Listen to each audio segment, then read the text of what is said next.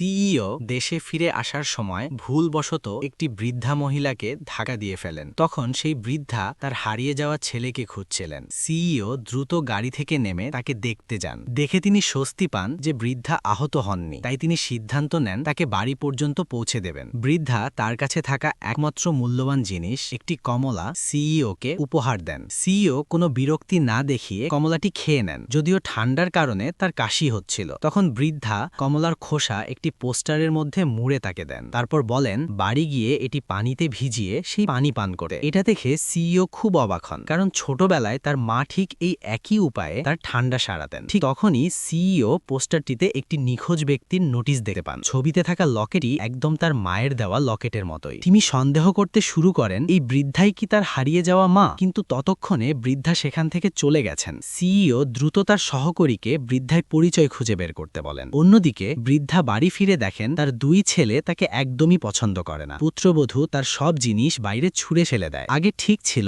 দুই ছেলে পালা করে মায়ের দেখাশোনা করবে, কিন্তু এখন তারা যেন ফুটবলের মতো একে অপরের দিকে ঠেলে দিচ্ছে। কেউই তাকে রাখতে চায় না। ছোট ছেলে রেগে গিয়ে একটি ওজন মাপার দাড়িপাল্লা বের করে। সে বড় ছেলেকে দোষ দেয় যে তার বাড়িতে থাকার সময় মায়ের ওজন কমে গেছে, তাই সে জোর করে বড় ছেলেকেই আবার মাকে রাখতে বলে। কিন্তু বড় ছেলে সন্দেহ করে দাড়িপাল্লায় গড়বড় আছে। তখন সে শূকর মাপার একটি দাড়িপাল্লা নিয়ে আসে এবং মাকে একটি শূকরের খাঁচায় ঢুকিয়ে আবার ওজন করতে বলে। এই সময় বড় পুত্রবধূ ইচ্ছে করে মায়ের গায়ে মোটা কোট চাপিয়ে দেয় যাতে ওজন একটু বাড়ে, কিন্তু ছোট ছেলে এতে খুব অসন্তুষ্ট হয়। সে দৌড়ে এসে কোট খুলে ফেলতে চায়। ধস্তাধস্তির মধ্যে খাঁচার ভেতর বৃদ্ধা খুব অসুস্থ বোধ করেন। কিছুক্ষণ পর তিনি দুর্বল হয়ে মাটিতে লুটিয়ে পড়েন। ঠিক তখনই সিইও সেখানে পৌঁছান। তিনি দৌড়ে এসে বৃদ্ধাকে সাহায্য করতে চান, কিন্তু গ্রামবাসীরা তাকে থামিয়ে বলে অন্যের পারিবারিক ব্যাপারে হস্তক্ষেপ করা ঠিক নয়। সিইও বাধ্য হয়ে পাশে দাঁড়িয়ে সব দেখেন। তখন দুই ছেলে আর ভান ধরে না। তারা স্পষ্ট করে বলে তারা কেউই মাকে ভরণ পোষণ করতে চায় না, এমনকি সম্পর্ক ছিন্ন করতেও চায়। বৃদ্ধা হতভম্ব হয়ে দাঁড়িয়ে থাকেন, বুঝতে পারেন না কি করবেন। ঠিক তখন